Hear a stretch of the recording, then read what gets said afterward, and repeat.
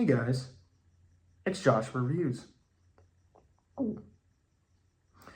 So,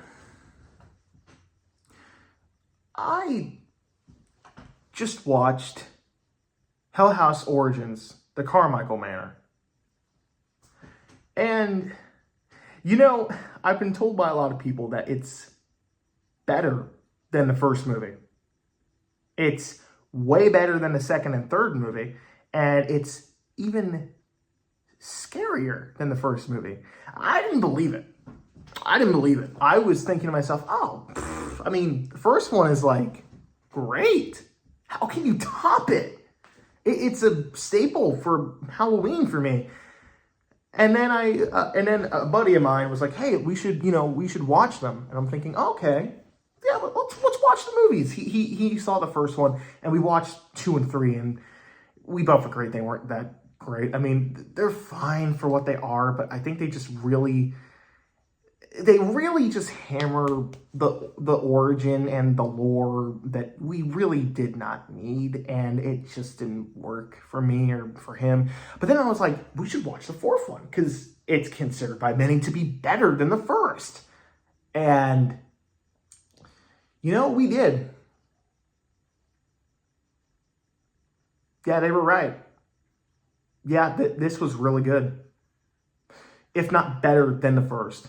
Now, I will say, I still think in terms of which one would I'd rather watch, it would be the first one, because I really feel like the first one works as like a standalone movie.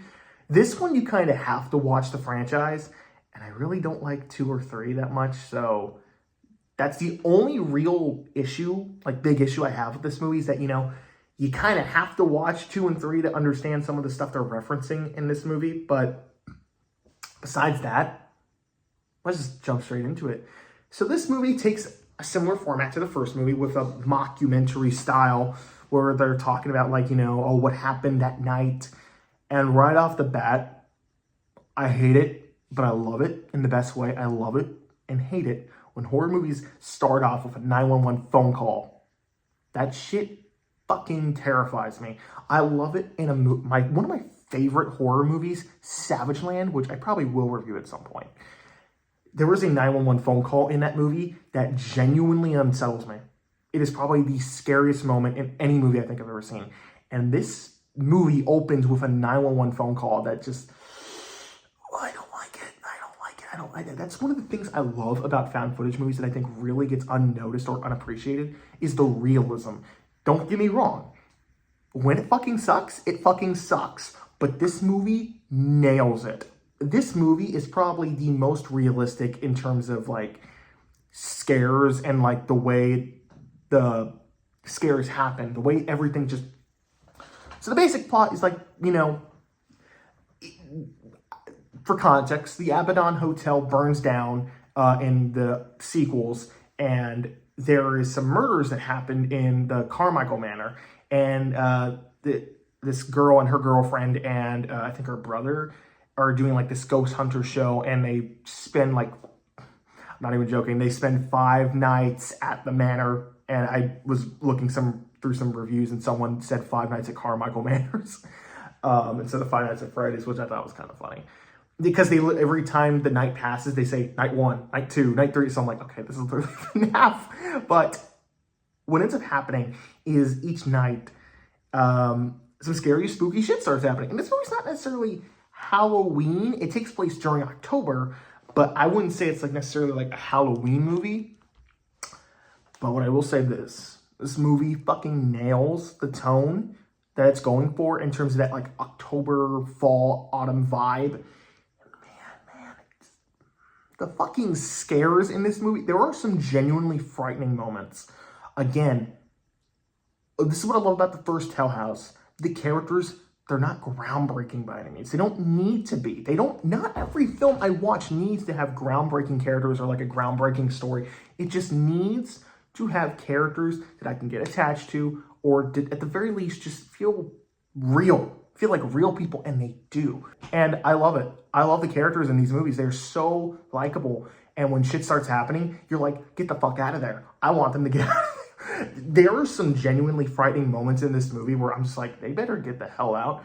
but the excuse they give, which is something I didn't address in the first review, is that they don't really they elaborate why they don't just leave, because I guess it's explained further in the sequels that the owner of the haunt basically put everything into the haunt.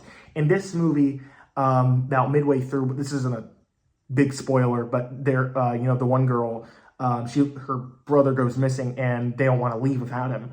So the girlfriend decides, we're going to stay, and it just feels so natural. It feels so natural, the way the dialogue, because I'm assuming most of this, some of it at least, was improv. Like, I can imagine some scenes kind of heading one direction, like, okay, the director gave them, specific directions, but then also gave them opportunity to improv certain lines. And the way it's handled is just very well done. I love the way that everything is just presented in this film. The film looks great, and the nighttime shots are just eerily unsettling. And the clown statue makes back, and he's brought some friends, and they're haunting. And the movie will cut back and forth between, like, I forget what time period it takes place in, but it's like old vintage real footage and like real projector footage. And those scenes were probably the creepiest. There is a creepy moment with like a ghost that shows up with like a little ball that like rolls down the hallway. And I was like, oh man, I'm not having a good time in the best way possible. And then the clown shows up, and that was probably the most frightening moment in the movie, when that clown showed up. Honestly, I don't really have anything to complain about other than the fact that I really wish it was self-contained, because I'm not that big a fan of 2 and 3. I can respect the director for choosing to go that route, because that was his vision. I think he bit off more than he can chew with 2 and 3, but personally, this movie gave the perfect amount of explanation and lore needed to the first movie that left it just ambiguous enough that I'm still like, oh wait, I still have questions. But I'm okay with not getting the answers. It's like, I love piecing stuff like that together, because it makes me want to go back and pick up on the little details. Because I saw this movie, it's like, oh, I want to go back and watch the first one. And again, the characters, dude, I love the characters in this movie. I might like them a little more than the first one because of how real they feel. That's what I'm saying, man. I love it when, movies or just filmmakers in general just let actors, be themselves, or just like, portray them as real people. I love that. And the way this movie just handles everything, to the scares, to the atmosphere, to the acting, it's just works so well. The found footage angle works so well for this movie. I can't imagine it being any other genre. I know a lot of people were like, they just made it found footage because, it's cheaper. And yeah, I mean, that's the case for a lot of horror films, but if it works and fits the story, then it's like, yeah, that's the point. It's supposed to be found footage. A lot of people just don't get that.